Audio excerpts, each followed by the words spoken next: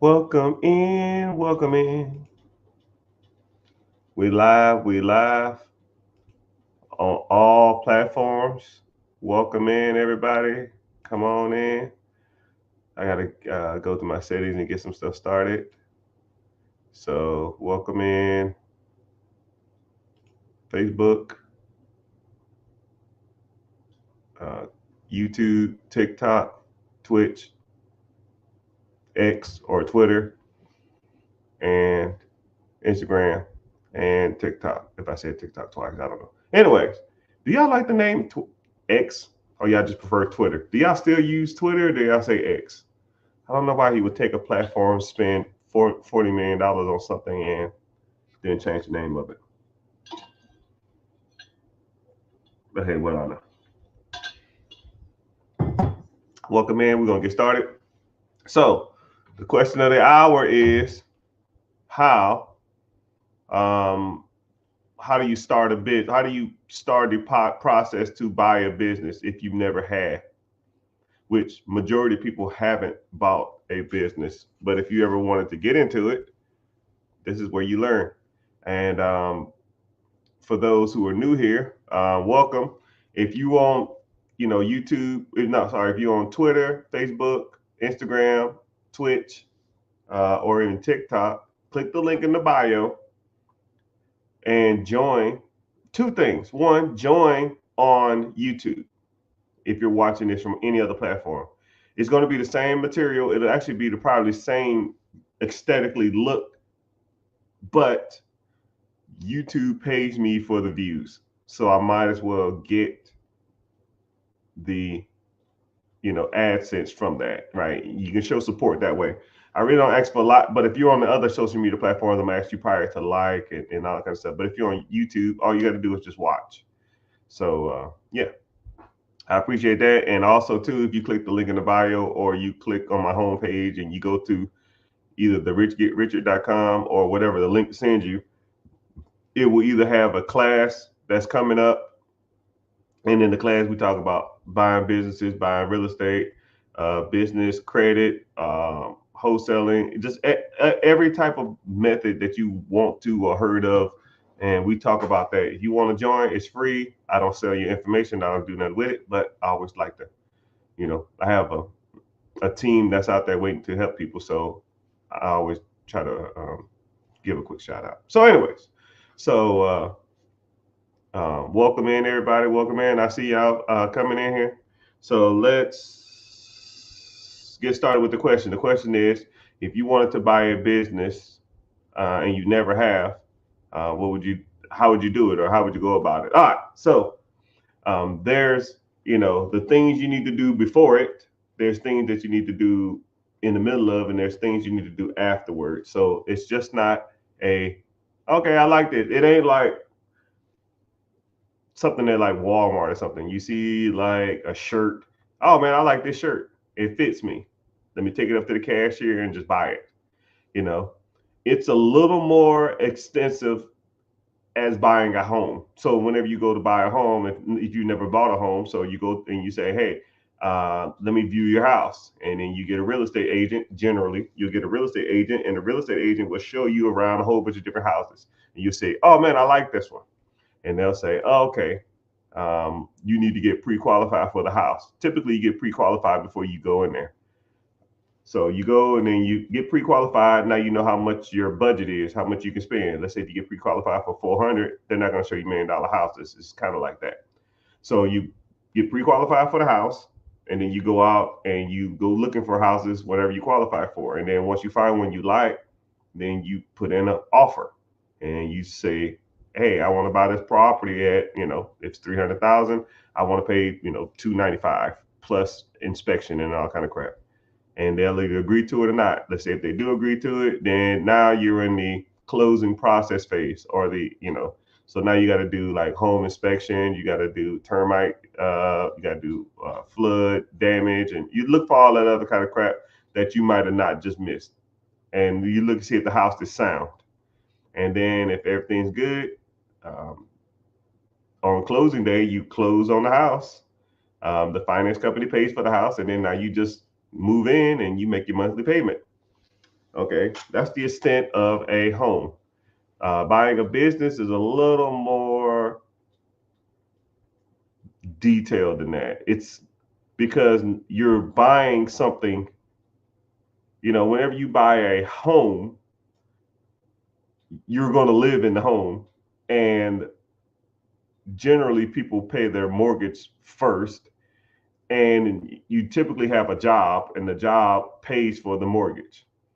But when it comes to a business loan, especially when you're buying an existing business, they're going to look at the finances of the business. Hopefully, the business will pay for the loan that you're getting. So now they got to look at to see if the business can even support the loan.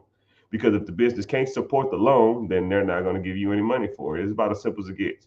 If a business costs, you know, $20,000 a month, but the business that is bringing in $15,000 a month, then it's not a good deal, and then vice versa. Let's say if the business costs 20,000, but the business is bringing in $25,000. Well, there's a $5,000 surplus there. So now, in theory or on paper, that's a good deal. So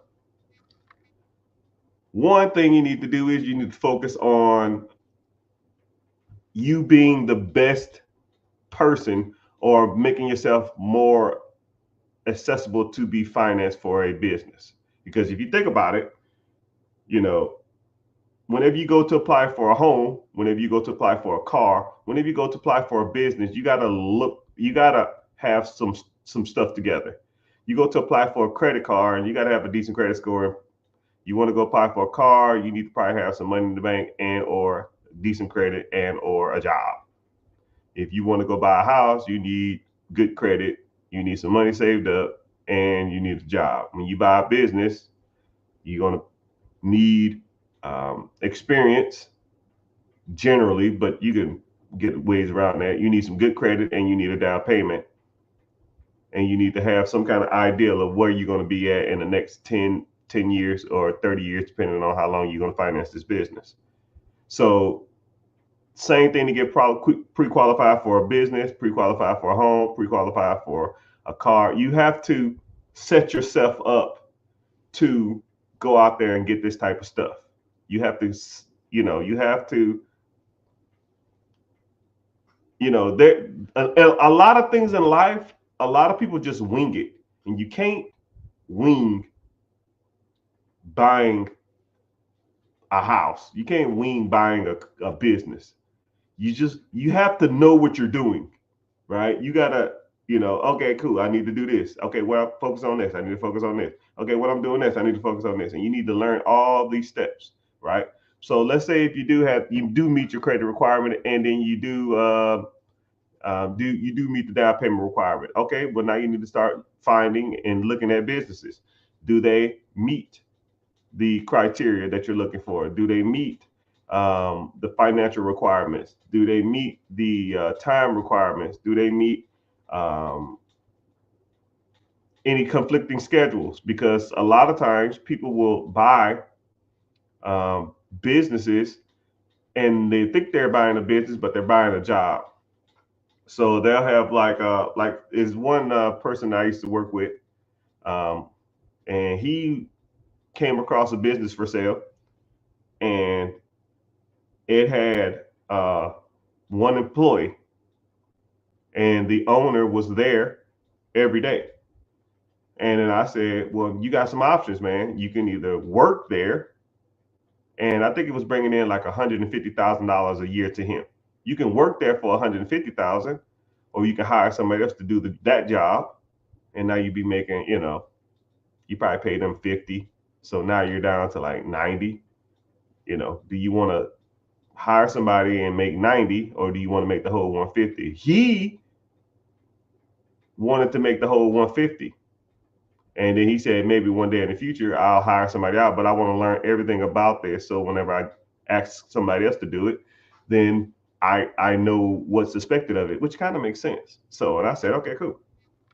I mean, it's your world, man. But those are the type of things that you got to look at. It's just not, you know, Okay, cool. I'm gonna just take over the process, right? You got to see how many hours the existing owner working. Then you also got to do some other due diligence, right? You got to do due diligence on the finances. You got to do due diligence on the employees, the systems, the processes, and really to see if it's gonna make some money. Because if it's not making money, you don't give a shit. You're not buying a system or buying a business that doesn't make money, right? At the at the core of any acquisition of a business, if it doesn't make money, why are we here? You know? And then whenever you do buy that process, are the systems and teams in place for years of longevity and success? You know, was there any weak links in or any kinks in the armor? Was there any weak links that you need to expose of and expunge of as soon as you get in? You know, is there any systems that were flawed that you need to revamp?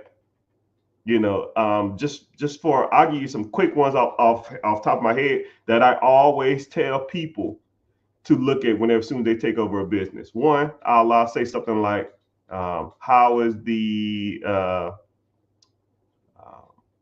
like the CPA like payroll stuff? Like how is it? Do do all your finances go to a CPA? They do all the due diligence and then they send out the checks, or do you do that? You just look at the hours and confirm the hours was worked, or like what? How's that process work? All right, is it flawed? Is it over convoluted? Is it too many hands in the pot? How is that? Okay. Something else that is how much debt was acquired for the previous owner that was not a business expense, a recognized business expense. There's some terminology for it, but I'm not gonna get into it. But I'll I'll just say it like that. So let's say if the owner had like a vehicle and they was using it as a business expense, but it's their vehicle. But as soon as they leave, I'm not gonna have that expense no more. So now am I gonna have more money coming in or less money coming in? Is that under this year's stuff? Is it current stuff? And you know, and it's just stuff like that. You know, you can think of like high security here. Do we have a lot of break-ins? Is there security system, security feeds, stuff like that? Man, I could probably talk for hours just on stuff you can do after you acquire this. But you know, I'm not gonna sit here and bore you to death. But moral of the story is there's steps that you need to learn prior to buying, while you're in the process of buying, and then after you buy. I mean, I could probably talk for hours on that stuff. I have a community with hours of this stuff on it, and I talk to you weekly basis, and we break down all the type of stuff. If you want to talk about it, just ask the questions if you was in the community. So, um, but yeah, if you want to buy a business, someone said, what's the steps I would do? I will first focus on the learning how to evaluate businesses, because if you don't know what a good business is or a bad business is, all of it's irrelevant.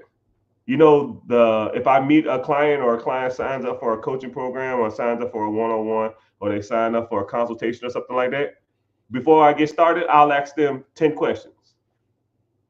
And I just want to see where their mind is. 10 questions, 10 points apiece, 100 points total. Out of probably not even gonna lie, probably out of the 50 to 100 times I've done it, no one's passed. Nobody. And it'd be simple. It don't be simple questions. It's just you don't know what you don't know about buying a business, right? You have to learn, and I do it like that too, because after the lesson's over or the lecture's over, I'll ask the same questions again at the end, and everybody gets 80, 90, or 100, because it's you like, and while they're answering the question, they're laughing like, "Wow, why did I say that?" And it's not the fact that their answers are right or my answers are right or whatever. It's just a new way of looking at stuff. You know, it's just you don't know what you don't know, right? So okay, cool. So yeah, you need to learn how to start evaluating. You need to learn how to either raise capital or find money, and or you need to work on your personal credit, and then you need to start working on your business structure, right? LLC, EIN. Do you have a proper business? I'll give you a proper business email. Think about it like this: if you was a business, if you had a business for sale, okay, if you had a business for sale and you email me from uh, Bruce55hotlips@gmail, no one's gonna take you serious, man. Nobody's gonna take you serious. But if your name was Bruce at um, LL, I don't know, Mad Hatters Logistics Group.com, people will take you, people gonna take it a little more serious. Or info at something. It's just stuff like that. You're shooting yourself in the foot before you even walk in the door. Before you realize you don't know how to evaluate deals, before you realize that you don't even know what to ask these people, before you realize that, man, this is probably a little harder than I want it to be. And what's bad part about it is a lot of people like me, I have to almost, I'm not gonna say beg, I have to, as soon as I start engaging with people, I have to say stuff like, hey, how you doing, sir? My name is XYZ. I'm from XYZ. I'm serious about buying this business or buying this piece of property. Could you please get back with me at your earliest convenience at this number or this email? I have to say stuff like I'm a serious buyer because there's a lot of tire kickers. And when I started, like, you can tell just levels of professionalism. And when you talk to people, you can tell, right? I'll even give you some more stuff. Like, just for example, you reach out to people on Facebook Marketplace sometimes, you don't even get no replies. What makes you different than me? Is this available? What do you think? Hey, how you doing, sir? My name is Mr. Richard. I am in the market for this particular item. I see you have it available. When's a good time for us to talk about this particular item? You see what I'm saying? It's not. It's just a level that you have to learn how to do. You have to be a little more professional, and a lot of people just don't know, right? And that's just conveying a message to a person. That ain't nothing about business structure. That's nothing about down payment. That's nothing about financing. That's nothing about SBA. That's nothing about nothing. That's just getting information from the owner about a business. They're not going to take you serious if you don't know what you're talking about. I promise you, because they start throwing around some jargon and you're just like, man, I don't know what the heck you're talking about. They're going to be like, yo, you wasting my time. All right. So, but I appreciate the question. So that kind of got me in the talking mood. I always like to answer a question and kind of get some things going, get some things talking. All right. So let's go. Anybody, and somebody else said, how many pages do you have? Most social medias, I have one. I will not DM you and say something about cryptocurrency. I will not DM. This is my disclaimer. I will not DM you and say I have a new amazing product. And even if you try to sign up for the free webinar, if you come or you don't come, I won't even message you afterwards, saying something like, "Hey, are you still interested?" No, I'm not that type. Right? I don't sell your information. I don't need to. I don't care about that. You want to come through? Come through. If not, when you leave, it is over. But yeah, I won't DM you or send you any information about that type of stuff. So that's not my style.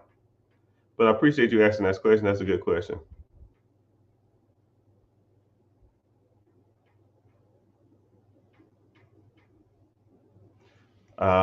Someone says I've been educating myself, but I would love a bit more insight when it comes to first. Yeah, yeah. I mean, it's one thing to educate yourself on buying businesses, buying real estate, getting business funding, getting business credit. But a lot of people will still get into analysis paralysis. Yeah, I mean, I always use the swimming analogy all the time. I can go to the library and read every book on swimming. I can watch the Olympics hours on end. I can go talk to and associate with gold medal winners on swimming. I can have a best friend who lives next door who's a Navy SEAL. But it ain't nothing like getting your ass in that water. You got to get in the water to truly learn how to swim. And that's what a lot of people don't do. They're not getting in the water. They know everything about the water. They heard or heard some rumor about the water, but their ass is not in it. It's time to get in the water. Get in the water. Get in the water. Credit repair steps. Okay, cool. Good question. So with me, credit repair steps is pretty easy. I don't do like some of these other people that do a lot of this other stuff. It's pretty straightforward. What you do is you decide to get into the program.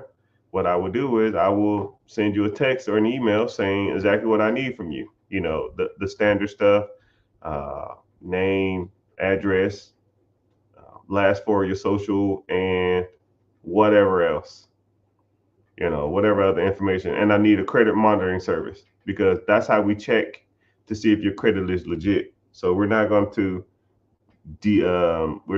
go to your Credit Karma. We're not going to go to your Experian app and that kind of stuff like that. You just go to a credit monitoring service and it does pretty much everything there.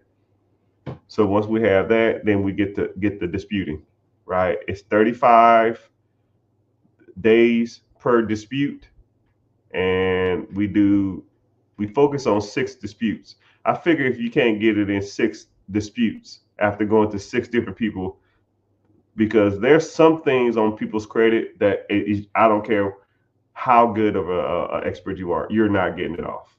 And there's some things that are just itching to come off because of the certain laws and the consumer laws and that type of stuff, and the FTC and that type of shit. But you have to kind of know what you're looking for whenever you're doing that type of stuff. So one thing about me and my team is we do it all for you. You sign up and then you just sit back and wait until it starts hopping up. And as long as you're not contributing to the downfall of your credit, then you generally should see some progress, right? Just us correcting all the misspellings of your name can increase your credit score. I had one guy, I did his name correction, and it was 78 points. His name was misspelled, I want to say 19 times on his credit.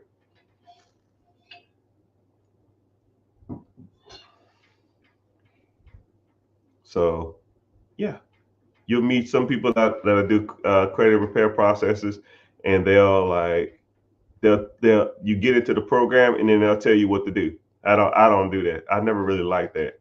Why would I pay somebody to teach me how to do something why would I pay somebody to teach me something when the person that can just do it for you, So yeah, that's pretty much how the steps work. It's pretty self-explanatory. If I had to start to scratch all over with the 700 credit score, what would I do first? 3? If I had to start from scratch and I had a 700 credit score, I would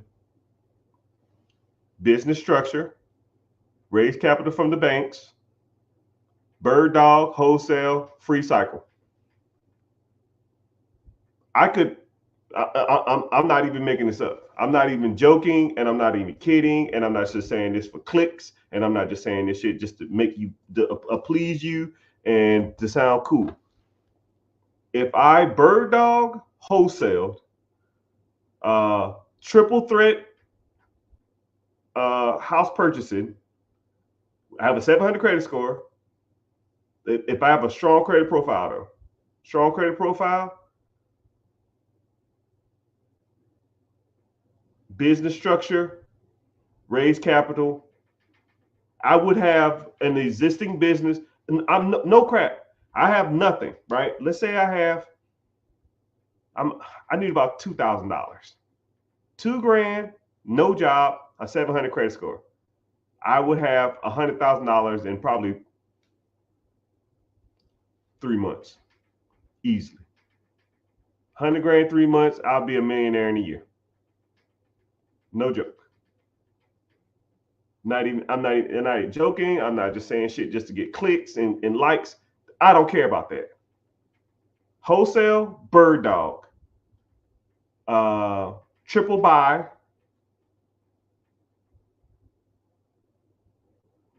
Business structure. Raise capital. Business acquisition. Boom.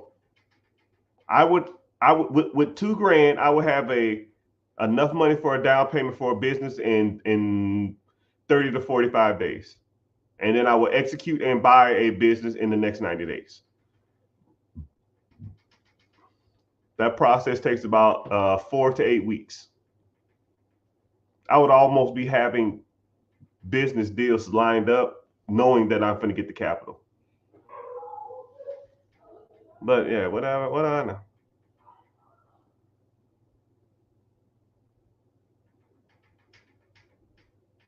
But what's happening? What's happening?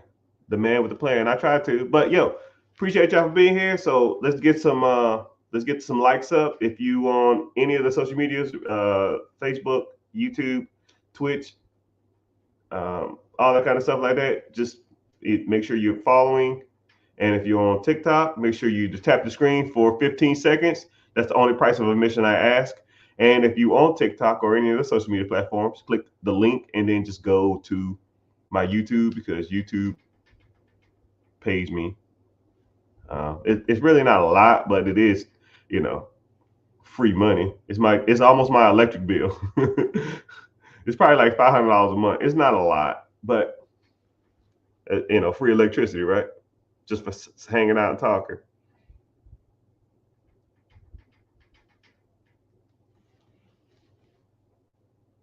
My window and solar cleaning business is not doing hot right now. I'm 24, a 700 credit score. I've never taken a loan. What I would do is, thank you for being here. What I would do is I would look into growth in that industry, and or either raise your prices too. I don't know if you're not doing good because your profit margins aren't high. I don't know if you're not doing good because you don't have enough employees. I don't know if you're not doing good because you don't have enough leads. I mean, if you have a decent amount of leads in theory equal conversions. So it's like if I have a grocery store, I won't say a grocery store. Let's say if I had a pizza parlor. I won't say a pizza parlor. I'll say, try to think of something where people can go in there and just look. Let's say if I owned a Best Buy, and my Best Buy store had 10 people an hour come through, right? The odds of someone buying something is probably like a 1%, a 10% conversion rate. So 10 people come in an hour, one person is going to buy something. Okay. Now let's say if I have the same Best Buy, but instead of 10 people come in every hour, I got 10,000 people coming in there every hour. Well, at a 10% conversion rate, that means you have 1,000 people buying something, right? Would you rather have 10,000 people coming in and buying 10,000 and selling to 1,000 people, or would you rather have 10 people when you sell to one person, right? It's just numbers. You need more people to come to your service. You might need to start running ads or looking at existing businesses that are doing similar numbers and kind of going from there.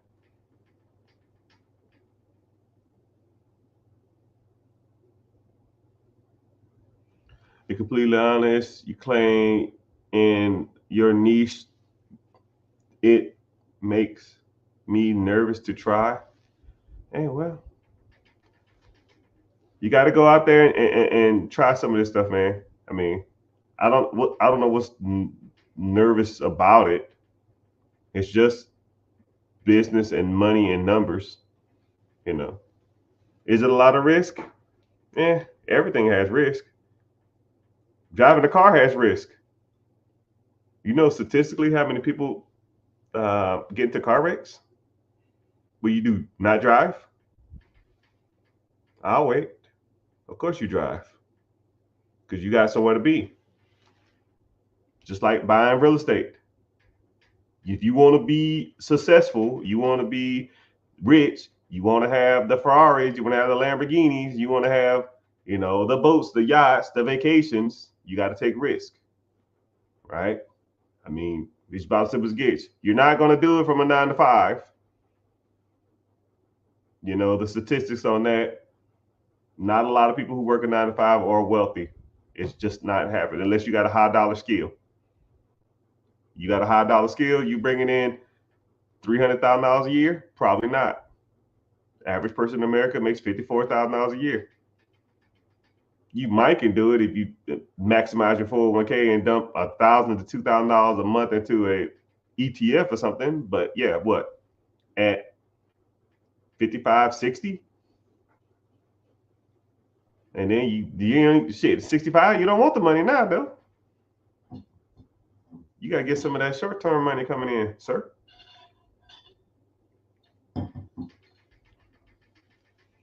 Good evening. How you doing? YouTube checking in. I see y'all. Bro. I'll exchange bro with sir. Sir, if I have 150 credit line, should I go rental property to cash flow or businesses? That's where the rubber hits the road. That's where you decide.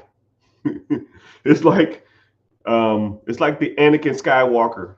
I don't know. I know this is kind of nerdy, but in Star Wars, Anakin Skywalker was taught everything there is to be a Jedi. Okay, and then he had a choice to either go to the dark side or go to the stay on the light side, stay a Jedi. And Anakin Skywalker became Darth Vader, and he converted to the dark side. I mean, it's you know, some people say the dark side is the right side, and some people say the Jedi is the right side. But if you really, really are like a nerd, you know, you listen to the dark side purpose, and a lot of it does make sense.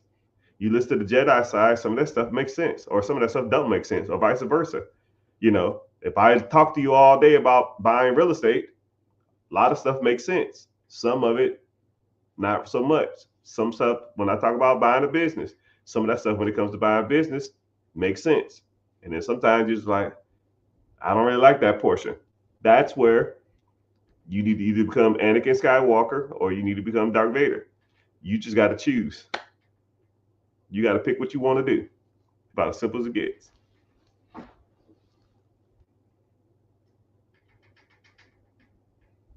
But what's the best business?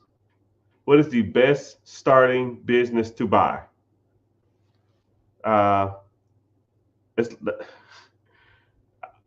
when people ask that question, I'll always answer it like this.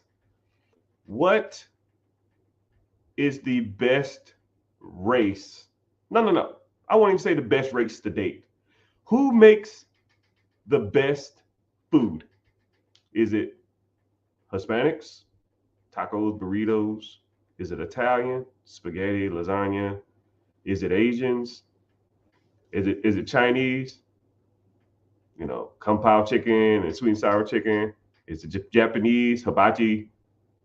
You know, vegetables. Is it is it Americans? You know, burgers, hot dogs, I guess, whatever we're known for, which is not much.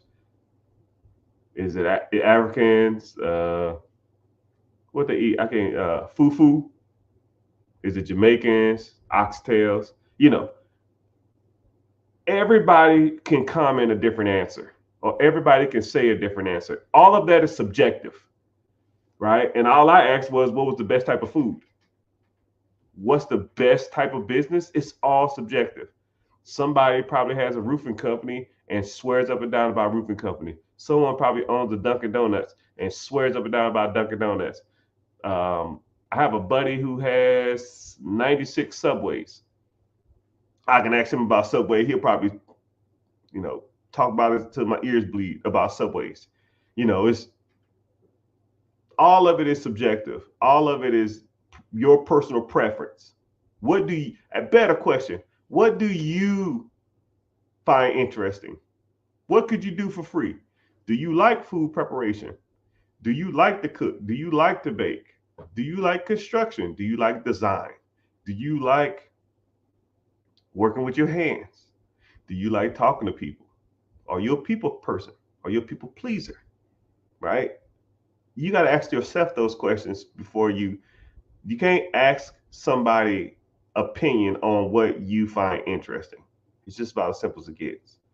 Like one thing about me, I'm a sucker for home design. I love home interior design. I would want to buy. I've never seen one before. I would love to own a staging company or a home decor store, or even like a furniture store that specialized in like high end furniture. I would love it. I'd almost do it for free. You see what I'm saying? What would be the best business for me? I would do that all day long. If I ever find one, I've seen a couple before for sale, but they didn't make sense financially. I'm just waiting. And also, I love talking about real estate. So anything that has to do with real estate, I'm on it. So it just depends on you. It depends on you.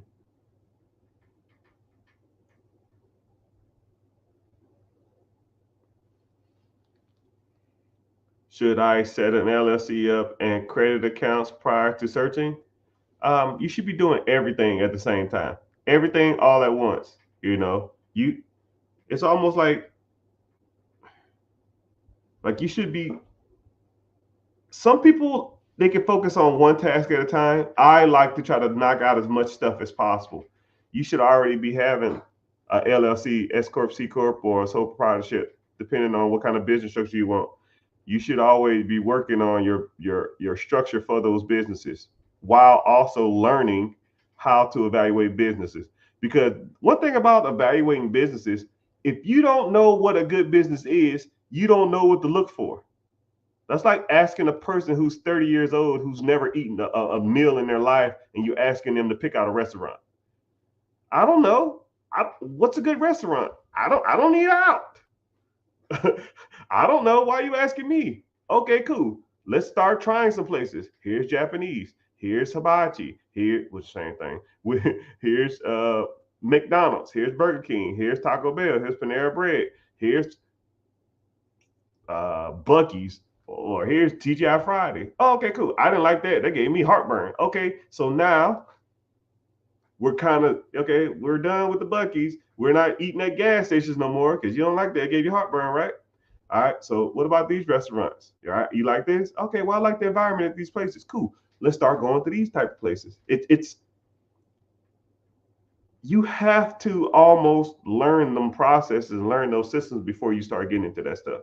And then once you kind of got an ideal of what a good business is, just like real estate, you know, a lot of people buy real estate wrong because they don't know what they're doing.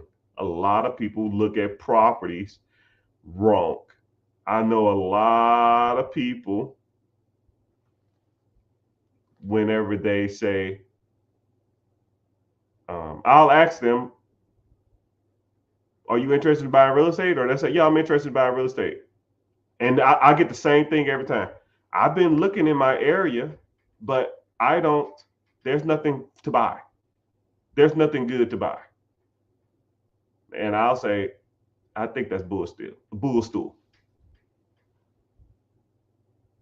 I know for sure A person like, if there's a person like me in every city in America, okay? There's a guy or a girl or a team or a company in every major city in America that's buying up everything. And they're making millions, sometimes even billions of dollars doing it. And you telling me you can't do it? What's the difference between them and you? Oh, they got the capital. That's bullshit. You don't need money. You don't need money to get in real estate. You just got to know what you're doing. You know? And a lot of people don't. So you have to learn. That's why I'm here. I try to teach you. When are my classes held? They're held so I got a free class. That's every Wednesday. The link in the bio.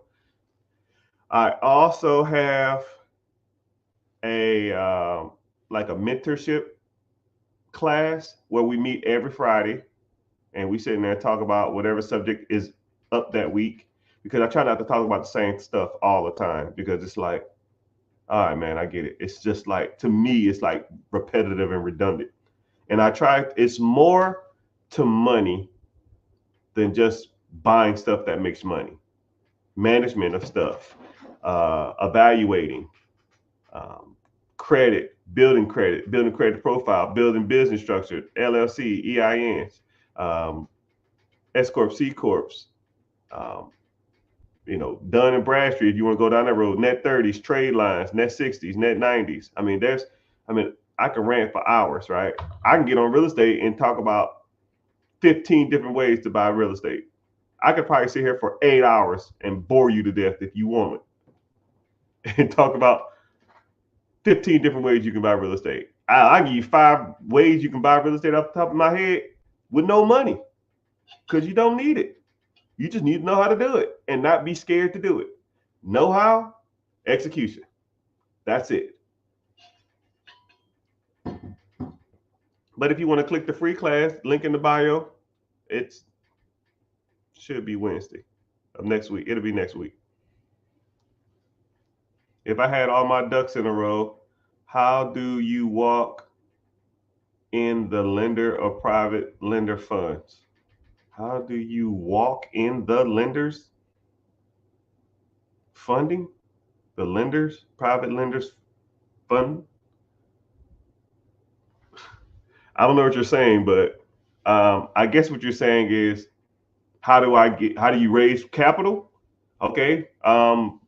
Since I own a capital company, we raise capital for a lot of people. We're on target to have raised $2 million this year for people in their businesses and or either expansion of their business or buy a business. $2 million is, not a lot of money to people, but $2 million is $2 million, right? So what I would do is,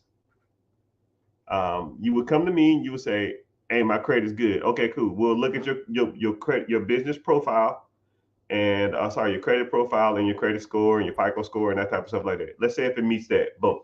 All right. So now you need to have a business structure, right? LLC, which is one of the easiest ways to get it. Just say you get an LLC EIN, right? And then you need to focus on the attachments or the things to make you look like an official business. And I'll just say one off the top of my head. Let's say a business email. Okay. Let's say if you have a business email, because when you go to apply for funding, if you go to apply for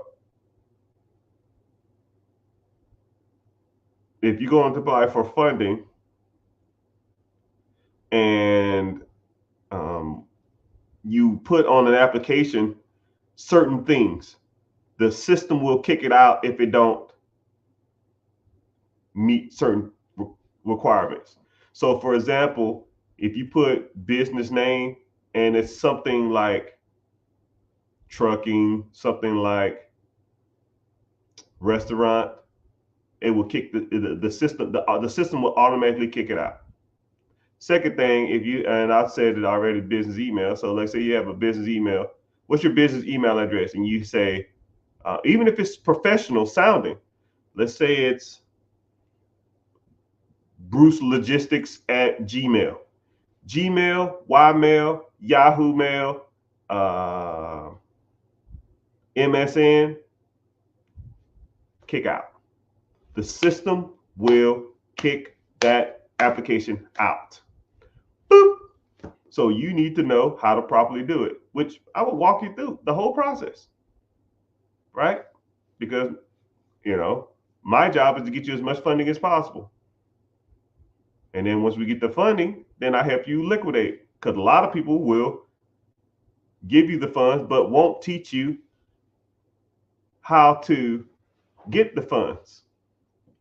They won't teach you how to get access to the funds. They'll just they'll teach you, or they'll give you the funds and then they say you're on your own. And then you try to liquidate lines of credit and it's like 30%, 35%. You're like, what the fuck? I'm not trying to pay 35% to liquidize. And then you have to go do something like, yo, buddy, I got to slide my card and then, send me the money back and that kind of crap. No, that's amateur hour. We don't want to do that crap.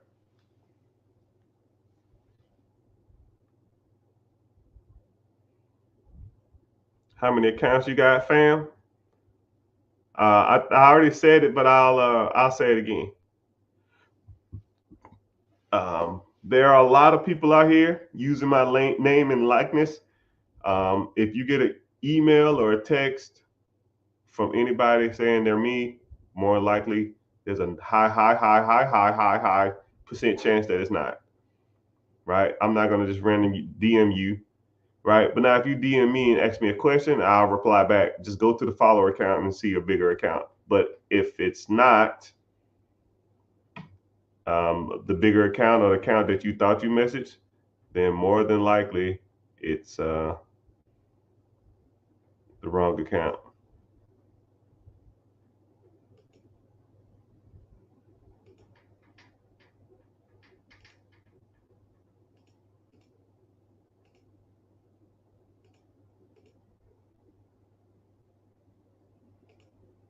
Don't ask me, $1 million, baby. Don't ask me. Give me a sec, peoples. Grant Cardone ain't got ish on this guy. Yeah. I hate bragging, but I think I'll blow Grant out the water. But I just need to sit down with him. I want to debate all the guys. Your guru, your guys, your financial guys that talk about this money thing. Okay, cool. Put me in the room with them. I'll even make it a subjective, like everybody in there get to cast a vote. And whoever wins will walk out of there with, I don't know, 50K. Any of them. I'll take them all on. There's only like 2 people that I probably would be not necessarily afraid of, but I don't even think none of them. I think 99% of everybody out there is trash. And I would debate and sit and have a good a live debate. Yeah, they don't want this. They don't want none of this.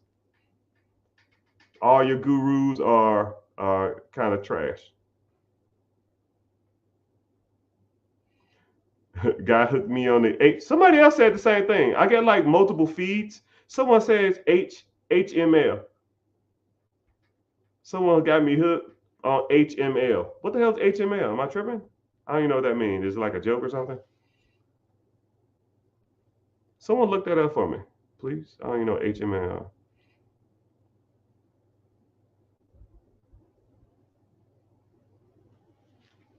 Someone said, any guidance on a 28-year-old? Man, I'm behind on my comments.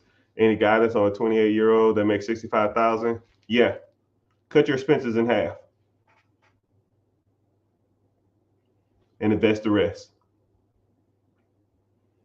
And don't tell me you can't be done, because I was 28 years old when I started my financial journey. And I told you to cut your expenses in half. I cut mine to a quarter. So I know it can be done. Well, Mr. Richard, that's bullshit. I don't want to hear it. A quarter. I was making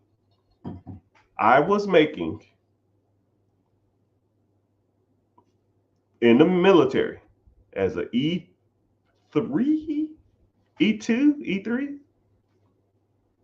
I was making about when I started making some decent money, my first check was $400, $420. Sorry, $425 every first and 15th. So I was making $800 a month. So anybody in the chat making less than $800 a month, raise your hand now. I'll wait. This was after taxes. $800 a month. Now they was providing me room and board, and they gave me some food to eat, which no one ever ate it, but I did because I didn't want to spend my money.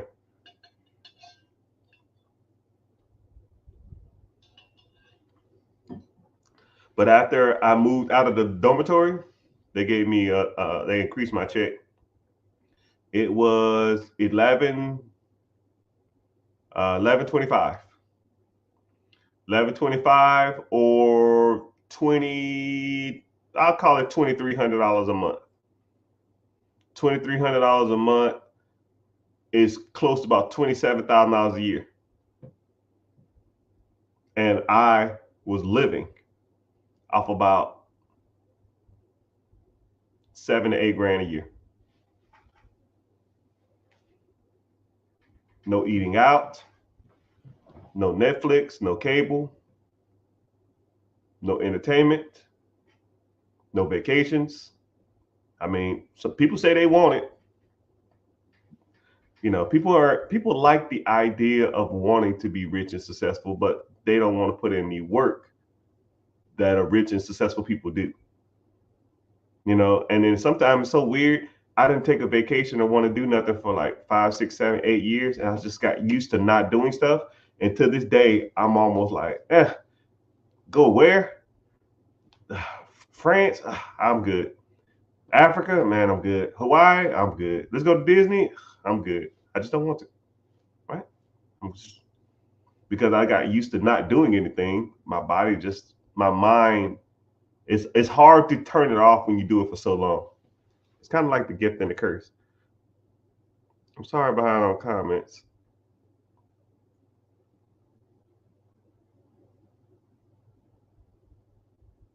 I am behind on comments. So let's go.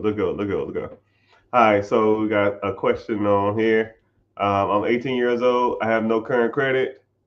I want to buy a cash flow business by the end of 2025. What do you think my first steps is? I don't know if you're working or not, sir.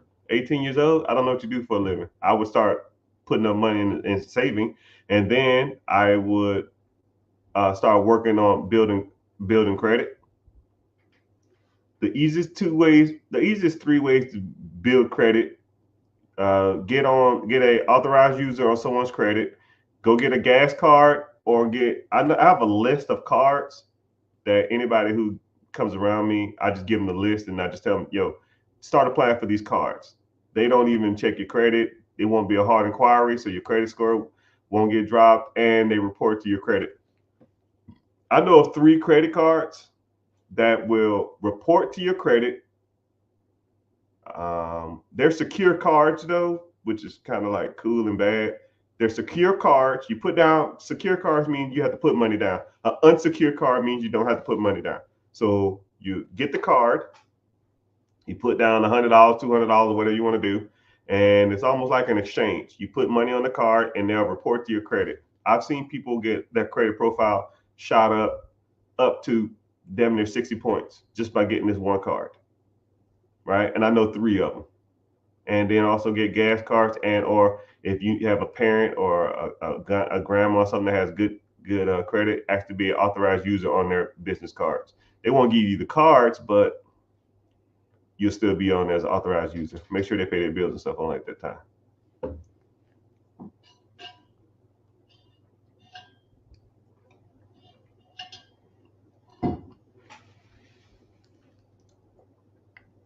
Shout out. There you go. There you go. Boom. Shout out. Hello.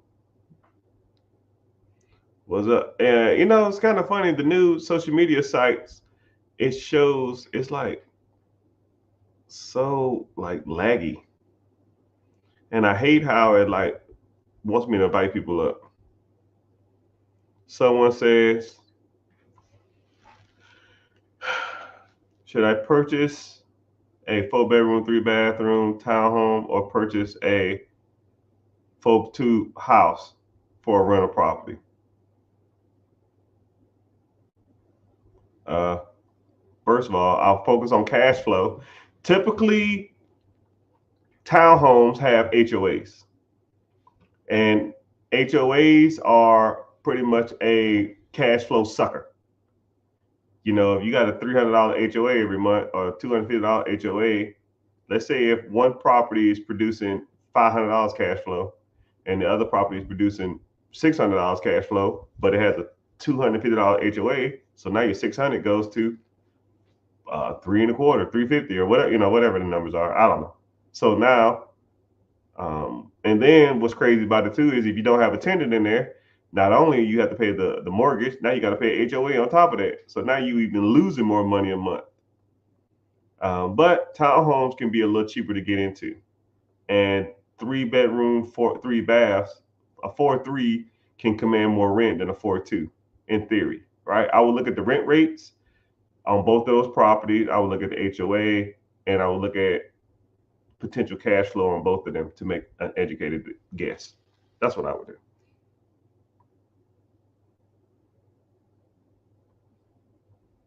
Let me see.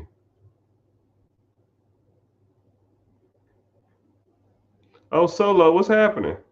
Oh, you Solo. Yeah, I need your stuff. I don't know if you did the credit one. I don't remember your name, your real name off the top of my head. But yeah, you need to send me your stuff in so we can get that credit process started. I love real estate. I have 4 units, plenty of ways to make money. Yeah. And then what's so crazy about real estate is once you understand how it works, once you get the bug, once you start getting going, and then it's kind of downhill from there. Hey man, thank everybody for being here, man. I'm bumping on these social media sites. I appreciate it. Damn, Twitter in the house, Facebook in the house, YouTube in the house, Twitch in the house. Dang. I appreciate y'all for being here, man. Thank y'all. Y'all can comment whatever questions you have. I mean, just throw it out there because social media tells me I got to be live. I'm gonna try to go live every day for a couple hours, and you know they get mad at me when I don't. They send me naughty letters or naughty text message, right? Is there a way I can get a one-on-one and get started on business? Yeah.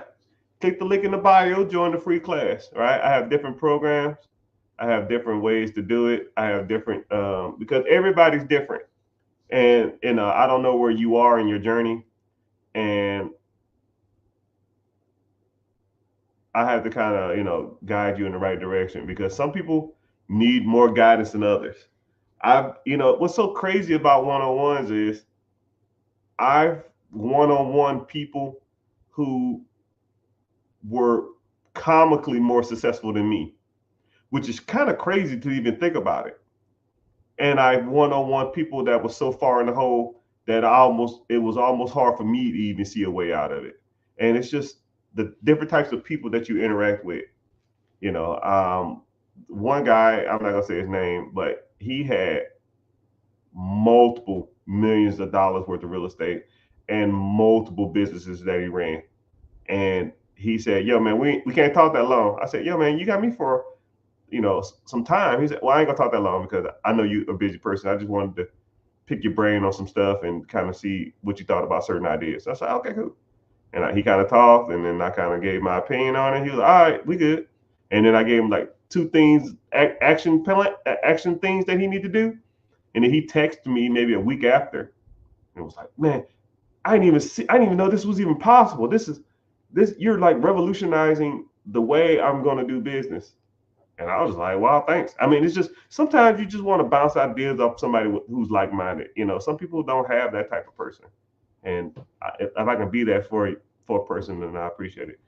I came over here from TikTok. Appreciate it. But yeah, just click the link in the bio, join the free class. But thank you for being here. Can you explain hard money lenders?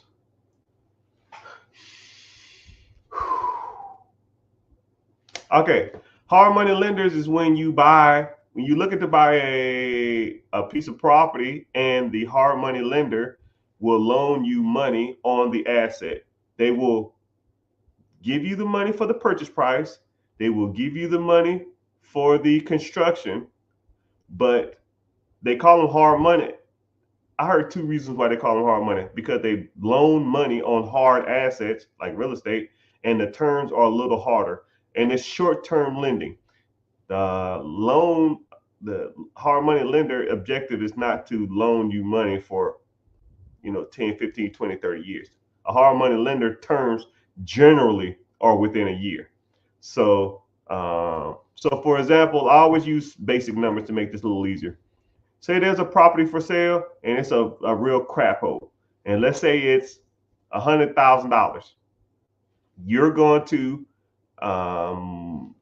you say, okay, cool, I want to buy this. How much work does it need? It needs $50,000. That's $150,000 total. And let's say the after repair value, ARV, is 219,000. I'll say 225 or something like that, just to make it easier. Everything in the neighborhood is selling for 225, but you got this property for 100 because it's a dumpster fire.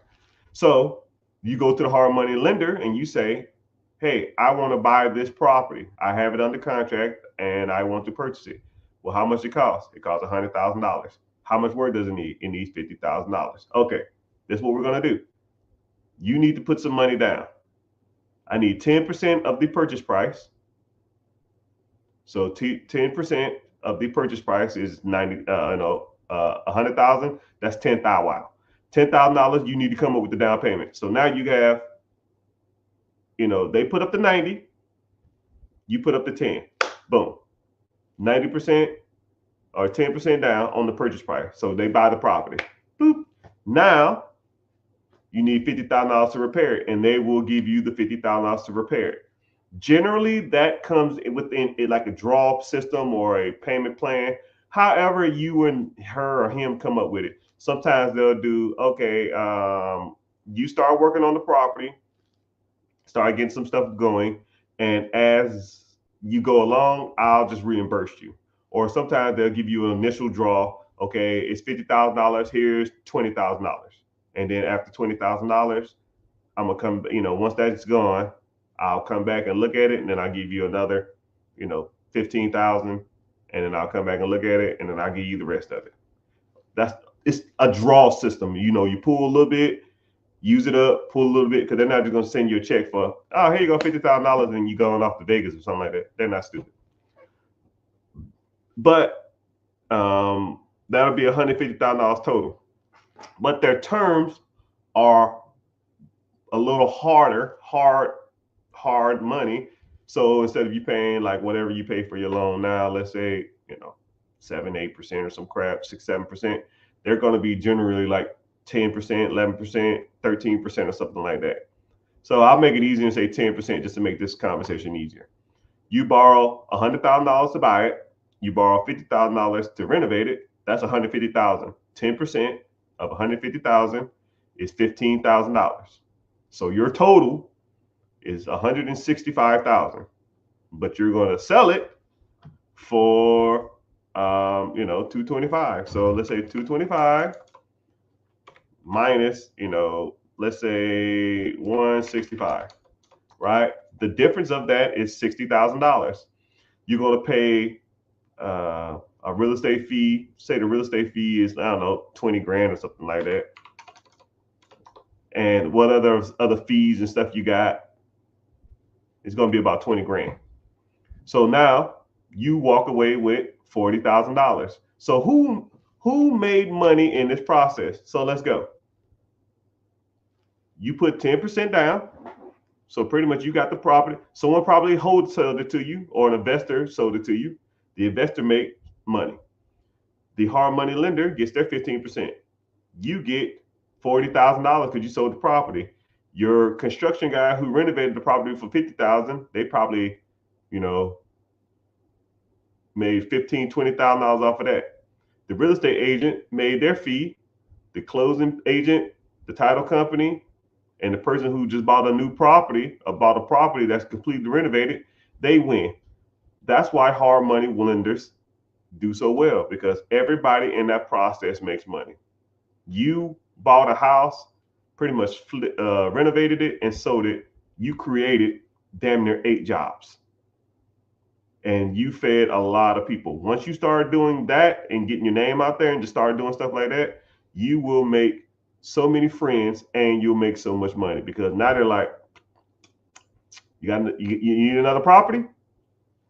I still got some more money. Come on now. That contractor, yo man, I'll flip this property. You got another property? The investor, yo man, I got another property to sell you. Right? Real estate agent, I'll sell that property again. Homeowners, people need houses, especially when they're renovated. So now everybody makes money in that system. So that's how hard money lenders make money. And a lot of people probably even know hard money lenders even exist. So if you ever get bored, whenever you get off here, or just do it, you can do it real quick and come back. Get off the app, search hard money lender your city, and you count how many you see, and then come back and tell me. And you say, wow, damn, I didn't know this shit even exists. Yeah, of course you didn't. That's why you learn. Someone said cap. Man, get the hell out of here. Oh shit. Last property I did hard money. I don't like to tell my business, but I did well. We'll leave it at that. Are you mostly a real estate investor? Are most real estate investment loans 15-year loans? No, they're mostly 30.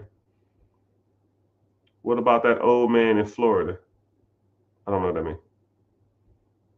I'm so behind on the comments, I apologize.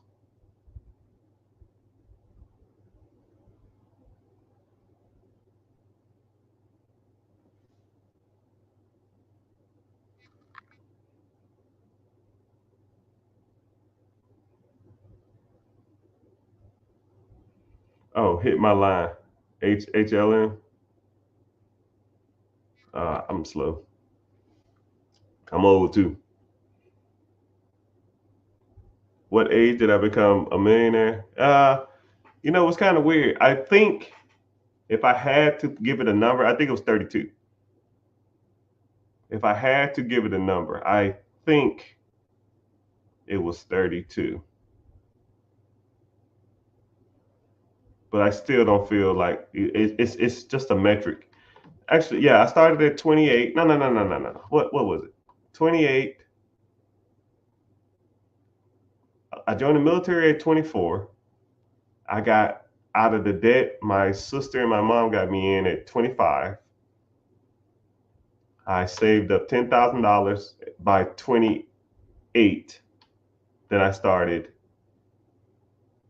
I bought my first property at 28. I saved up $10,000 by 27. That's it, because I was at year 3. 28, I bought my first property.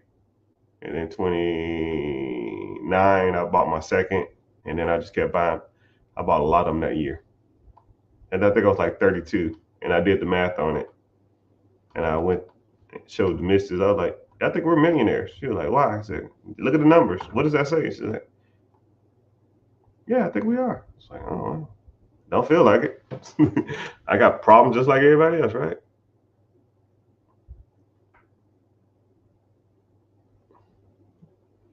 Someone said I'm 28 years old with over $100,000. Brother, you rich and don't even know it.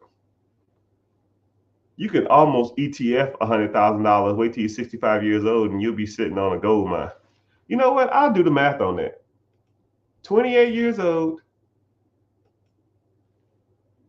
28 years old. I'll even do it realistically. 100,000 wow. ETF 38, 48, 38, 48, 58. 58.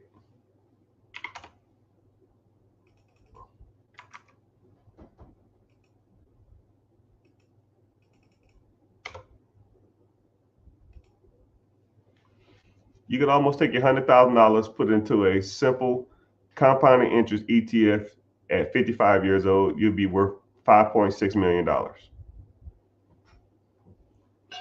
You can just work the rest of your life doing whatever you want while that $100,000 make you super rich. And then what's crazy is that interest after 30 years, we'll be making you $712,000 a month. $712,000 a year. So at the age of 55, you will be making $715,000 a year, which breaks down to about $65,000 a month. At 65 years old, you can almost buy, live, do whatever you want. And then what you should do is set up a trust and then put the $5.6 million into the trust, and then let the trust roll over to all your family members, your direct heirs, and they'll be making $720,000 a year for the rest of their lives. So you'll set up your family. You got $100,000. You can set up your family lineage for the next 10 generations if you did it right. And then I'll put a clause in there, say something like, you got to get a college education, you can't do drugs, you can't be addicted to some kind of alcohol, and you can't go to jail. You can't be, you can't be overweight or something like that. And then they'll do that whatever you say, because they want that $720,000 every month or every year. But hey, what do I know? And then you can continue. You ain't got to worry about going out here and hustling and working and doing those other kind of crap. You can just sit back and relax. 34 years old, is it too late? Hell no, it's never too late.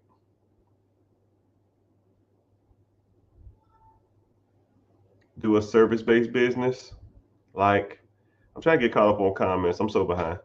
Service-based business like laundromat, self-storage. Yeah, do whatever you want. What would you say to someone starting slow? There's no such thing as slow. Just start.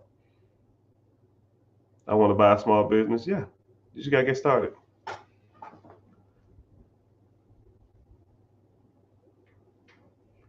How would an individual pull out profitable interest of a stock without affecting the principal interest? I don't know if that's a serious question, but whenever you invest into a compounding interest account, the asset takes the interest and reinvests it into the principal. So, for example, you have $100,000 in a stock or a compounding interest account. The compound interest, let's say that year it made 15%, right? 15% of $100,000 is going to be 15,000. So you can either take the draw, take the 15,000, or you can reinvest it to the principal. So now you have 115,000. And now let's say that next year it does 16%. 16% of 115 is, I don't know, 17,500 or something. I don't know. Now $17,000 can be distributed back to you, or it can be reinvested. So now instead of 116, now you have 132. Now 15% the next year, and it just keeps on accumulating, right? And then one day you have $5 million or something like that, and then you say, hey, you're still paying interest, right? Yeah. Okay. Instead of putting that interest into the principal, I want to take a interest check, or I want to receive payment from the interest. And they'll say, okay. So the principal won't grow, but you'll get a check. And it's really dependent upon the year's return. So what's crazy is a lot of people don't understand that either. So the stock market fluctuates. It goes up and down. Some years, man, and you have to pretty much explain to people or break this down to people. Some years, the stock market does 39%, 40%. And then some years it loses 10%. But on average, it does 10.1%. He said, great answer. What do you mean? All my answers are great. So you have to average it out. Let's say you have an account with $1 million in it. 1 year it'll do, and you just want to receive an interest check every year for the rest of your life. You got $1 million in there. 1 year it'll do like 39%, and you'll get a check at 39% of $1 million is 337,000, which is way more than the average stock market of 10, 12, 14, whatever hell index fund or mutual fund or national stock tracker. You look at SP 500. And then the next year it'll do negative 10%. So you're like, well, damn, okay, I'm not gonna get no money this year. But you got 3.5 times that the first year. So you have to like be rational with your money. You have to understand that you was only supposed to get $100,000 year one, right? But you got $300,000 year one. So that $300,000 is going to pretty much have to last you whatever the average of your cycle is. If the average cycle is doing 10% a year, you got 30% the first year, you might need to hold on to this money, ration it out for the next 3 years until you start getting more money. But if you know what you're doing, it's pretty much not a hard concept to figure out. If that makes sense, kind of. You're talking about good answer. That's a good question, sir. I appreciate that. Someone said they just signed up. I appreciate you. See you there. I appreciate it. Michael, what's happening? I see you. CMC, my brother from another Chuck E. Cheese mother. What type of trust? That's subjective. You have revocable trust and living you have revocable trust and living revocable trust.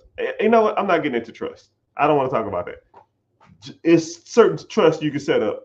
If you want to set that stuff up when you have $5 million in an account, get with a lawyer. It's like trying to explain to you a plan that's not wanting you to be effective for the next 30 years. I get it, but you know.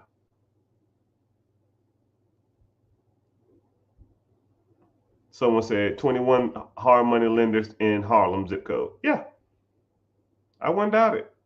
I like people to go. I like people to go and look up, you know, and fact check what I'm saying. Because once you fact check and you say, wow, this guy, there are places around here. And then this is what I want you to do.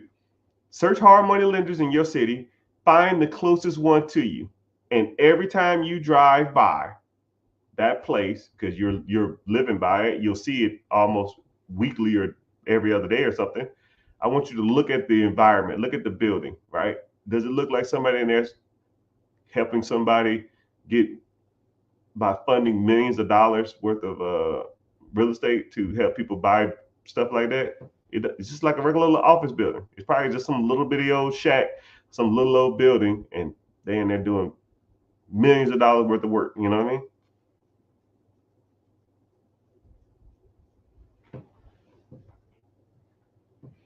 Never mind, I'll find someone like you.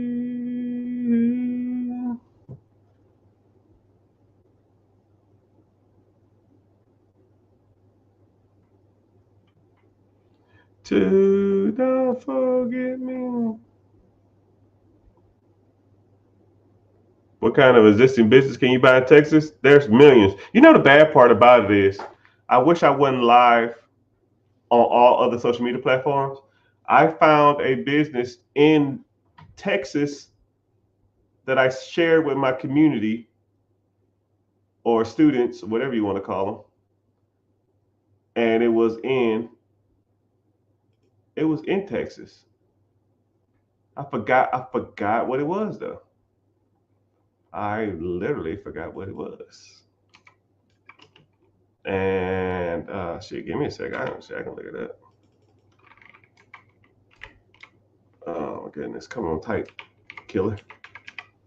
I wish nothing for the best for you to don't forget me.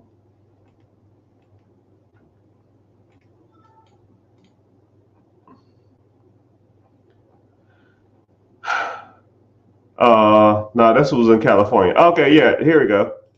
It was a fast food restaurant in Dallas. The asking price was $130,000. It was in a food court in a busy mall in Dallas. They wanted $130,000 for it.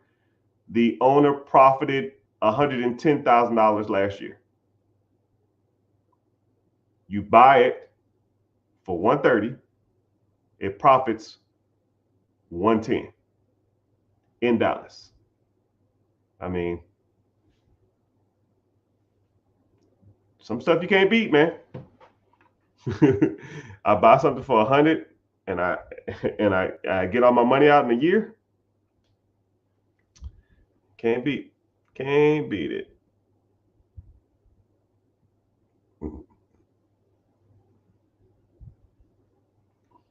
He said, just go Google businesses for sale.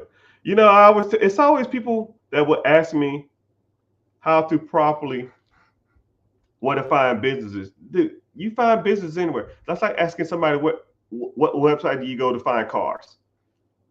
What website you go to find houses? I can name 100 websites off the top of my head where to find houses. I can name 100 websites to go buy cars, right?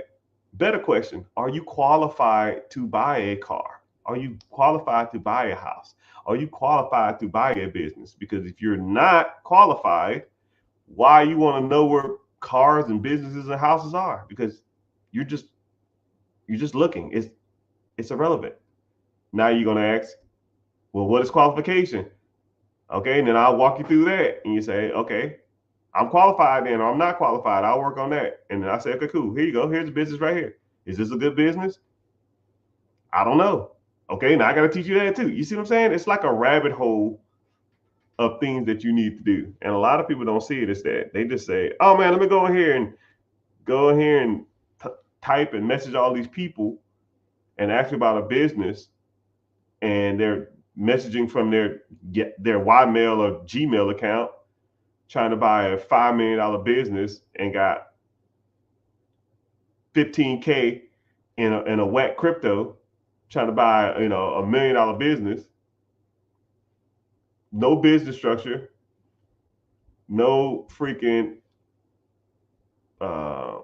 business attachments. Don't know how to read a P&L. Don't know how to engage. Don't know if it's a broker for sale by owner. Don't know how to negotiate owner financing. Right? It's not just something that you just wing. Right? You're not gonna. You might can wing a car. You're not going to wing a house, and you're for damn sure not going to wing a business. You got to be taught this stuff, man. Right? You might can go to a real estate agent and they'll walk you through the process, but they get compensated for that. And you come to me and want to know how the process works, it's the same thing. I want to be compensated for my time, right? Do you work for free? I don't. Right? I am now technically, but it is what it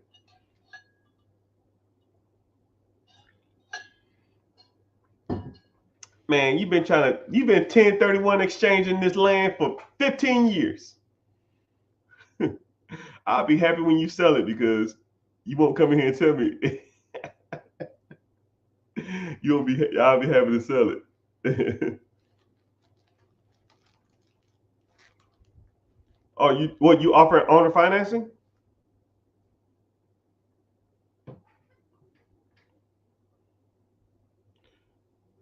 Do you think starting a storage unit business is great entry-level way to get into real estate? The best way to get in real estate, to me personally, is your first primary home. You're going to put the person more likely will walk you through the process. Secondly, it's less credit requirement. Thirdly, less down payment requirement. And fourthly, you're going to need a place to live. So more than likely, you can afford it if you get financed approved for it. So it's like, and a lot of people always want to run before they crawl. Hey man, I'm trying to buy an apartment complex before I have a primary house. I'm like, well, why? Because I'll just stay in one of the units. It's like, well, why? Why would you buy a 20-unit apartment complex to save $1,000? So let's say if every unit on a 20-unit apartment complex rents for $1,000, okay? That's $20,000 a month. So instead of you making $20,000, you make $19,000 to save $1,000. You're bringing in $20,000 a year. You're trying to stay in a one-bedroom apartment with all your tenants. Come on, dog. Come on. Rent out the other unit, make enough $1,000, go get your own freaking house. Your house payment is gonna be what, $2,000? Hell, 1,000 of it can go from the money you just made from the rent of the unit that you just moved out of. It's kind of a weird logic to have, you know. But as to whoever question that was, yeah, to me, the easiest way to get into real estate is to buy your own home. You build up equity fast. You know, this is what's crazy too. It's always going to be a reason why you shouldn't do something. There's always. But the people who make money in this game are the people that do shit. It's about simple as it gets, right? If you was waiting, like, why didn't you buy a house in 2022? Oh man, it was COVID. Why didn't you buy a house in 2023? Oh man, it was a housing. It was too hard to find properties. Why didn't you buy a house in 2023? Oh man, the interest rates are high. Why didn't you buy a house in 2024? Oh man, it's election year. Why didn't you buy a house in 2019? Oh man, you know, it's like it's always something, always. But if you'd have bought a house in 2019, 2020, 21, or 22, you have damn near double of equity in your property right now. So all that shit you was talking about, man, you know, interest and buying frenzy and let's say if you bought a house that was $300,000 and you paid $50,000 over what it was worth. 2021, you bought a $300,000 house, but the house was for sale for $250,000. 2022, 2021, that house now is worth almost probably $500,000 to $600,000. Now, who's the dummy? The person who paid $50,000 more for the house that you didn't want to pay $50,000 more, or the person that has $300,000 worth of equity on a home they overpaid for $50,000? I'll wait. I don't need to wait. I know the answer. The answer is the person with all that freaking equity in their property. So now they can go get a HELOC, home equity line of credit. They can do a refinance. Well, they do a HELOC, 90% LTV, meaning that they can cash out $200,000, $215,000, $230,000 in their property. Now, what could you do with $230,000, Mr. or Mrs.? I can invest anything. I can take all this money. Just give me the money. I'll figure it out. There's $230,000 because you bought a property that was overpriced 4 years ago. Make that work. Now let's same thing with a refinance. It's worth $600,000. You refinance for $550,000. Your mortgage payment goes up, but now you cashed out $300,000. Wow. Now what you gonna do with the $300,000? Wow, and it's tax free because you don't pay capital gains tax on debt.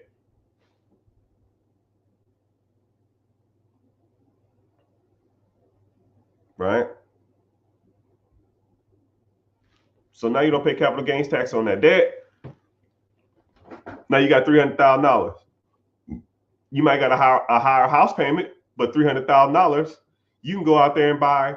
If you put $20,000 down, you can go out there and buy 15 units. Let's say every unit paid you $500.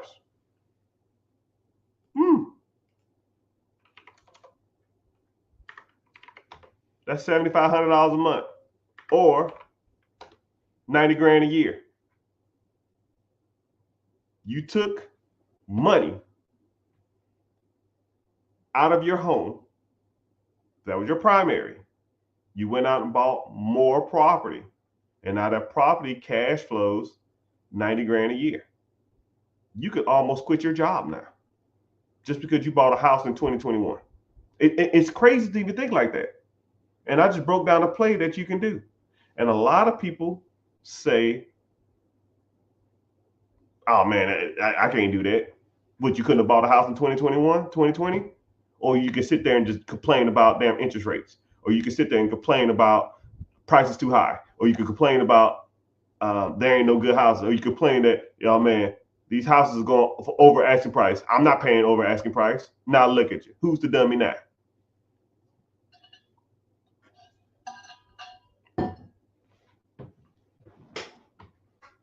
Numbers lie. Well, people lie, but numbers don't.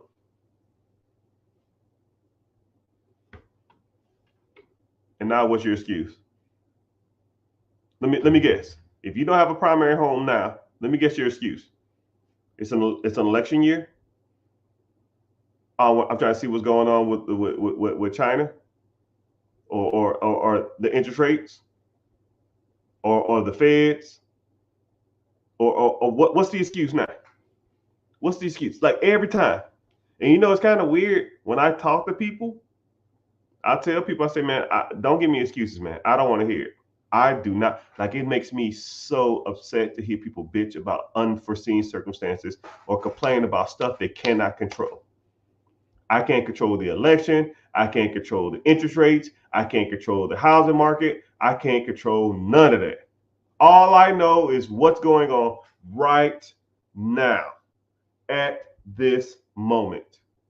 Do what's best for you right now. Right now. Right now. If you can afford a house with these interest rates, buy a freaking house. If you can't afford a house, you need to start making more money. Or you need to go get a down payment. Work some more money and then cut the fat, get you into a primary house. Because real estate ain't going nowhere. It's not going anywhere. A good analogy I like to use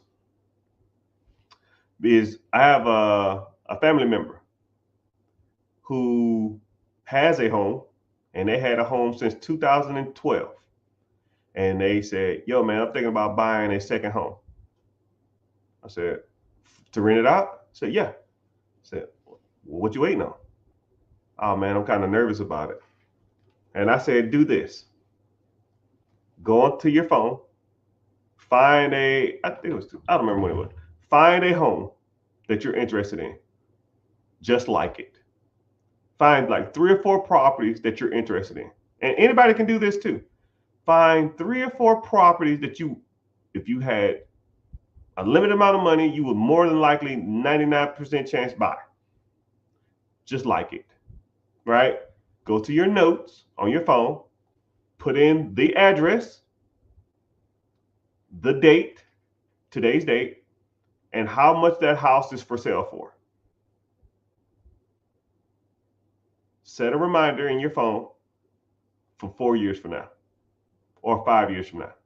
You'll get a random text and say, check your notes or put on your calendar 5 years from now or something. And check that same property.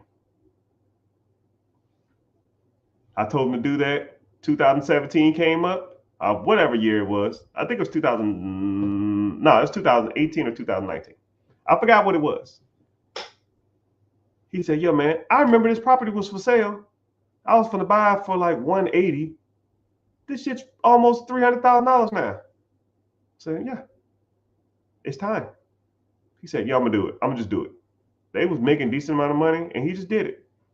He bought it in 2018, 19. I don't remember the year, man. It was a while back. So he got the property, and maybe, I don't know, maybe it's about 6 months to a year ago. He said, yo, man, that property I bought is damn near doubled in value. I need to buy another one. I said, shit, you should have bought 3 of them at the time I told you to. But, you know, you can't. Some people, you just can't tell them what to do, man. Some people, you present them information and they don't listen, you know. But moral of the story is, people, if you want to get into real estate, your first house needs to be the house you live in. And then everything else will you kind of learn the process. You learn how the system works. You learn how it goes. Then you can start getting into some rental properties, right? I don't recommend people buying real estate without even owning the primary home, unless you're damn. Only person that talks like that is ass clowns like Grant Cardone and stuff like that. He don't know what the hell he's talking about. I sold my primary residence to buy. But shut your ass up. That shit's dumb as hell. The majority of Americans ain't gonna do that. You sound like a clown. But hey, what do I know?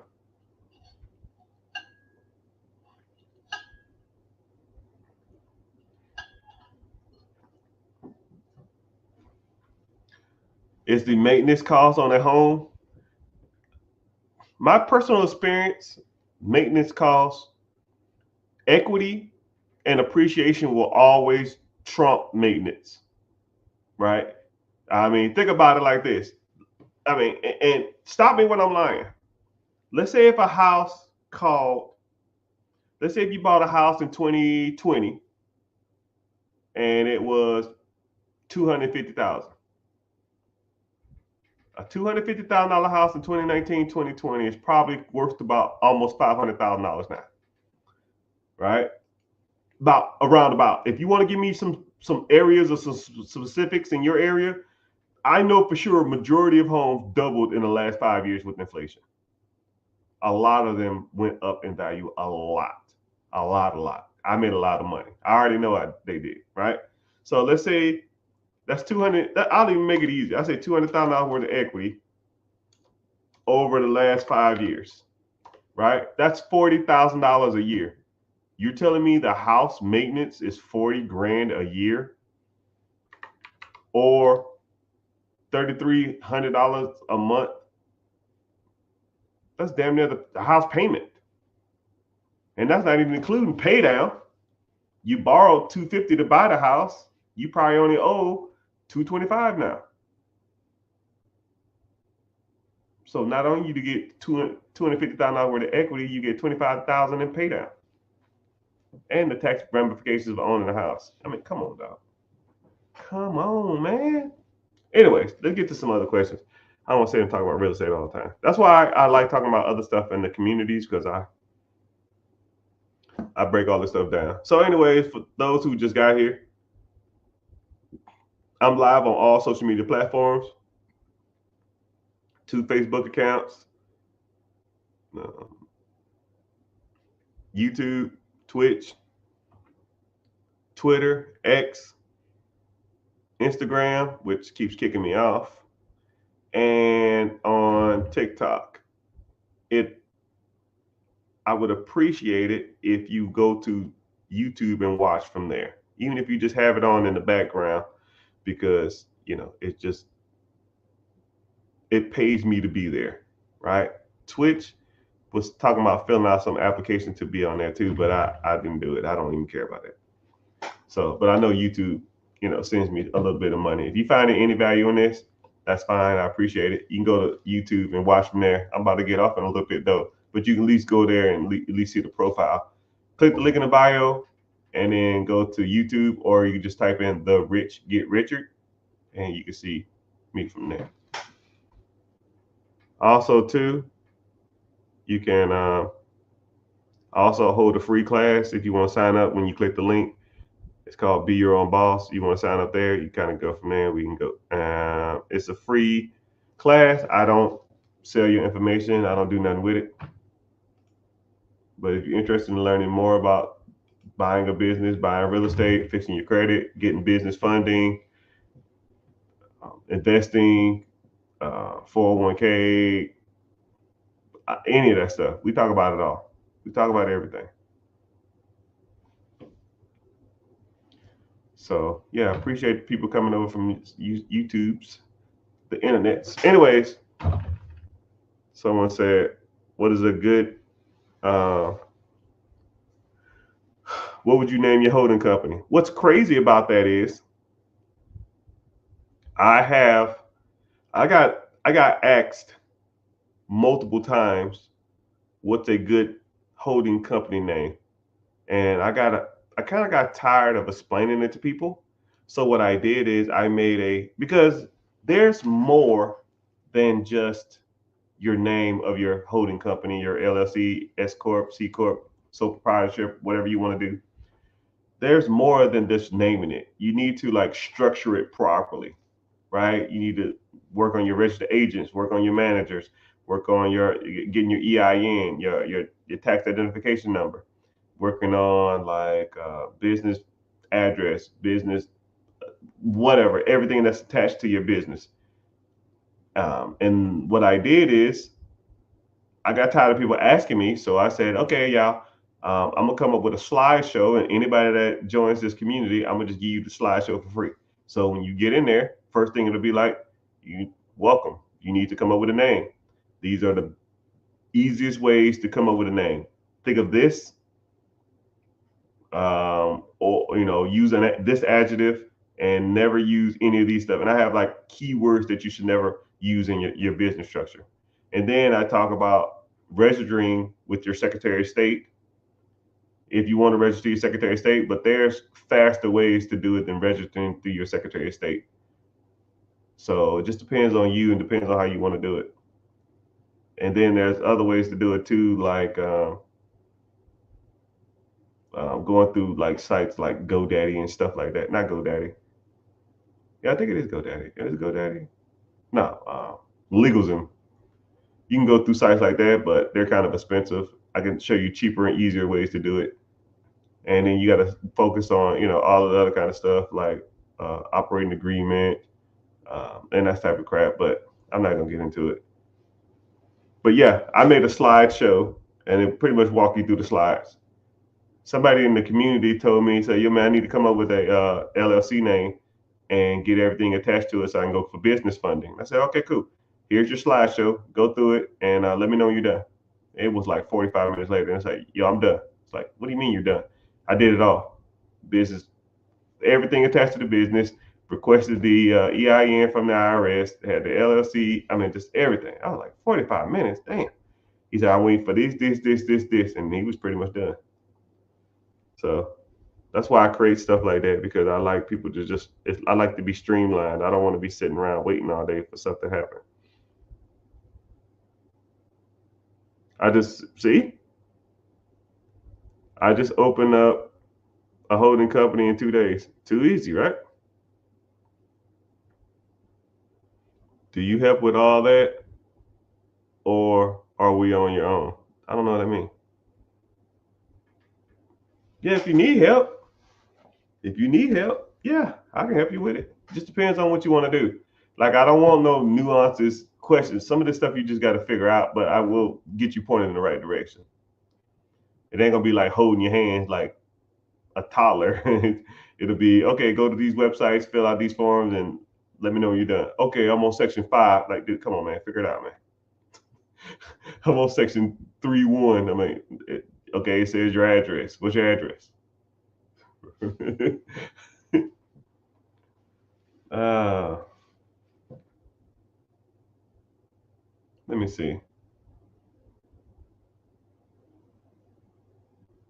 Do you believe the FOMO investors who haven't yet invest into NVIDIA should start looking into NVIDIA tag amongst companies such as computer chip manufacturers for quick results? Uh, I first of all, I like NVIDIA. NVIDIA is pretty much the hottest thing since sliced bread. If you don't own, I'm not going to tell you what to invest in. I don't want people to come for me, but if you've never heard of NVIDIA and or don't have any stake or any money in that company, you are probably living under a rock. I call it the Terminator chip. It's like the chip that they're going to build Skynet out of. If Skynet came out of a company, it'll be NVIDIA. It's pretty much the biggest and baddest AI chip processor manufacturer in the world. So,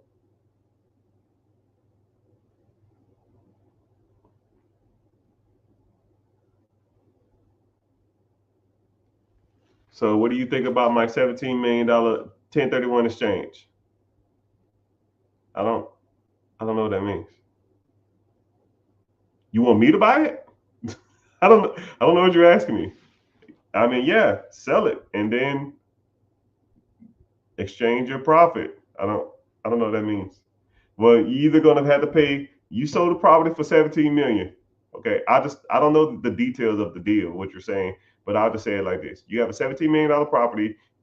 You're trying to sell it, I think, and you're gonna have to pay capital gains tax on that when you sell it, or unless you do a 1031 exchange and roll over the profits to something else, or you can just refinance or take a HELOC. You won't take a HELOC on that. You just refinance the property at 75% LTV, which 17 million, you probably get, I don't know, 12 and a half maybe. And then you take the 12 and a half and you can build on it, or you can just buy something else that make money, but you'll have a $12 million payment on it. You probably just want to get out of it. So either you can sell it, but you know, one thing about land is not super desirable. It's nothing sexy about it. You buy it and it sits. Nobody's really making money off land unless you're a developer or you're going to subdivide it. You know, you ever been driving through the country and you see a sign that says land for sale and it be there for 10 years? That's why. It's just not it's a slow burn. You can make a lot of money whenever you do sell it. It just takes a long time to get your money. And that's if someone's willing to even pay what you want for it or what you think it's worth, right? You break it down over the acreages, and then you break it down over what's selling in the area or what's sold in the area. And then people are going to come in there and they're going to try to lowball land deals anyways. So, yeah, it is what it is. It is what it is. I'm using 3.5 as a down payment.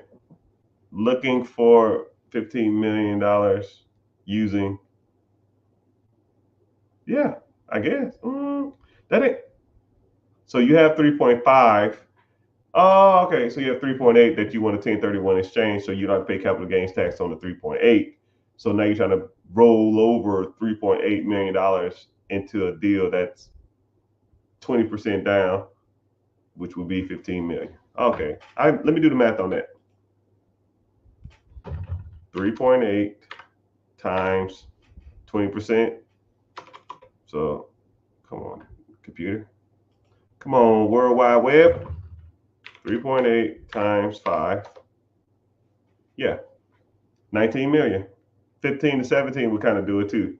You can put by 25%. So 3.8 times 4, 15.2. Yeah, you can do 25% down. Okay, I see what you're trying to do. Yeah, are you trying to, yeah, buy an apartment complex? What do you mean? I don't know what you want to do, Lewis.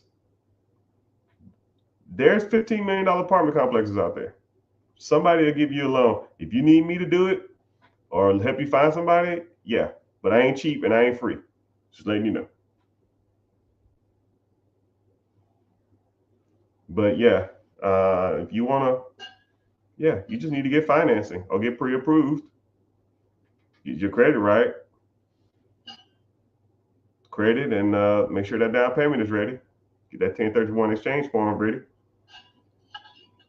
And pop a property. But now if you're talking about like developing and stuff, like dude, I'm good. Right? Just buy something that already cash flows. Why finance something that doesn't make money as soon as you buy it? You're just buying a headache. I think that's what it is. If that makes sense. I think that's what you're saying. Best middle class business to start. Oh, hold on, I got you. We don't start businesses, brother. We just buy existing ones that yields great results with less repercussions. Right? There's risk in everything. Best middleman business? I don't know. I don't look at it like that.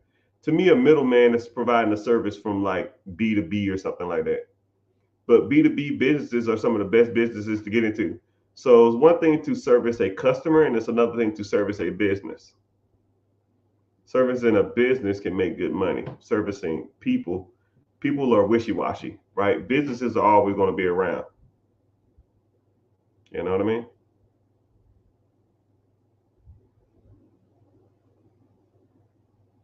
Let me see. If we get 16 million, I refi in 12 months at 18.75.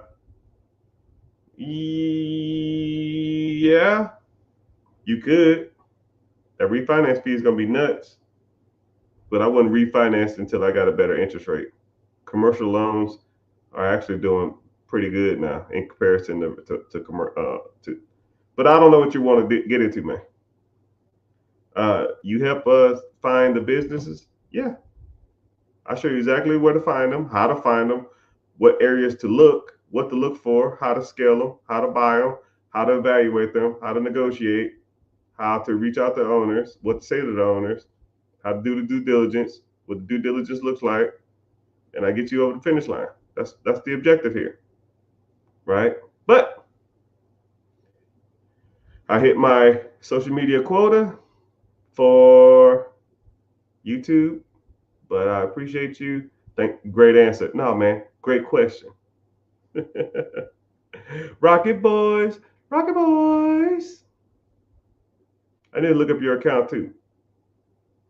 I ain't forgot about you. I ain't forgot about none of you, but it's all good. But yeah, so I'm about to get off here. I have to get off before the timer goes off because they put me in jail. I really get in trouble when they do that. So I appreciate y'all for watching on social media. I probably made my light bill money for the day, $200. Shout out to Twitter for being here. Appreciate that. Wow, it's a lot of people from Twitter. Shout out to YouTube. YouTube pays me to be here. So if you're watching, search The Rich Get Richard. If you find value in any of the stuff, at least go in there and turn on your notifications and or just make sure you're following or just go look me up over there. I got a lot of stuff over there, good stuff going on. A lot of long form content. Twitch, thanks for being here. Facebook, I see you. Business account, Facebook, I see you too. One of my Instagrams is down, but I need to figure that out. I don't know how to make it. I don't know how to do it. But thank you for being here. So yeah, I met my quota, and thank y'all for watching. And later, dudes. Oh yeah, if you just got here too, click the link in the bio and join the free class. You gotta give a shout out.